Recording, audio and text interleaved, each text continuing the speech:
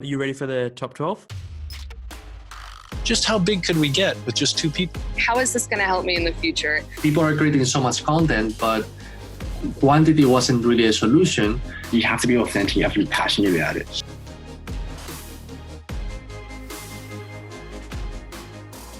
Okay, let's get into it. Top 3 podcasts or books that you recommend. Oh man, this is such a millennial thing to say, but Instagram, love Instagram. I mean, that helps for your work as well, I would assume. 100%. Yeah. And a lot of the clients that I have too, if I'm not creating content, then I'm managing their social media. So it's something that's not going away. Huge fan of creating Instagram stories and showing clients how to utilize that aspect of Instagram. That's just something that I love. I'm trying to think. So this is kind of one that not a lot of people know about, but it's called Life Lapse. I don't know if you've heard of it. No. It's an app.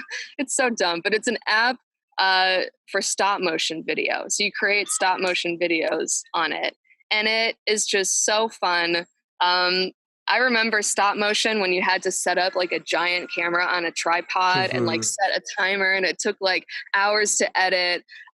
This you can all do from your phone. And it's nice because you can like take a picture, and then it kind of, there's like what do you call it? Like 50% of the picture is still there. Right. Yes. You can still use it as a frame of reference to get your next picture. And this is interesting because like I said, I'm 30. I'm kind of an old content creator, just in comparison to some of the people that I've worked with. But TikTok very recently has grabbed my attention, and it's kind of like the old Vine. I don't know if you were ever into Vine. Yeah. But, I was super bummed when they went out of business and went away. So TikTok is kind of that temporary fix for that. But it's fun. It's a great place to watch just very short clips that video editing, comedy, like they have everything on there. And people are using it for just really cool things. A lot of clients now are utilizing it, like Chipotle. TikTok's on the up and up. I don't know. I guess Zoom, I've been using that more often. That's kind of a good way to use technology because I connect with other people like that. My laptop, my trusty laptop. Trusty laptop. What do you use? Do you use a Mac or Windows? MacBook.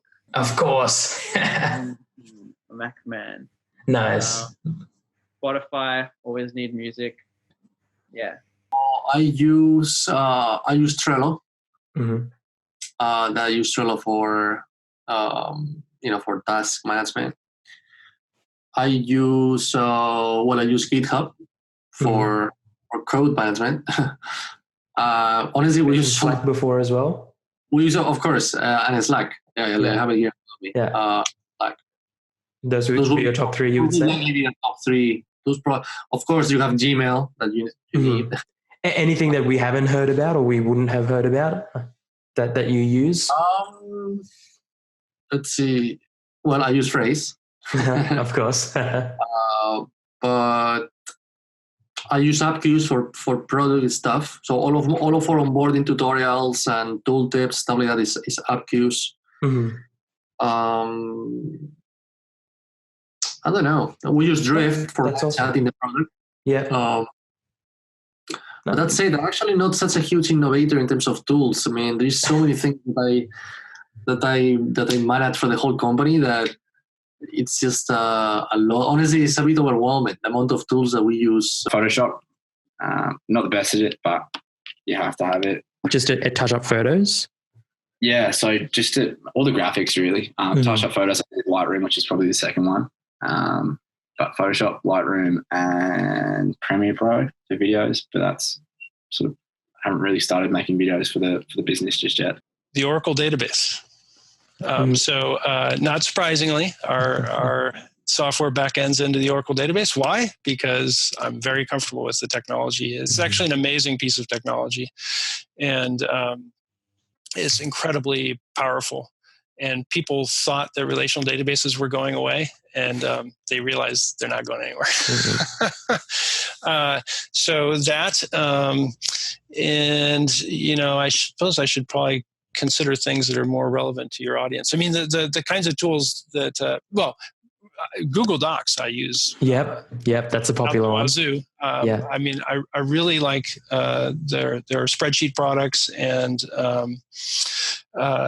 just, I use even their simple paint tool to do a lot of the mock-ups and things like that. I mean, I just think it's a very versatile, simple, easy to share with the team, piece of software. I think it's quite brilliant.